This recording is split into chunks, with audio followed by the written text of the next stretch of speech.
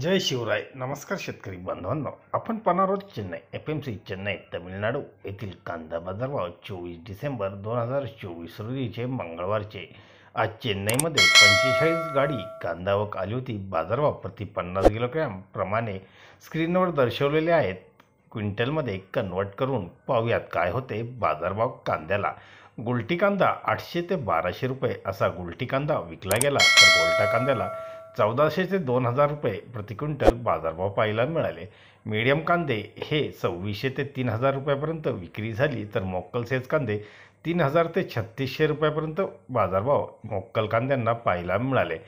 फुल big गोळे कांदे हे 3600 ते 4200 रुपये प्रति क्विंटलपर्यंत विक्री झाली.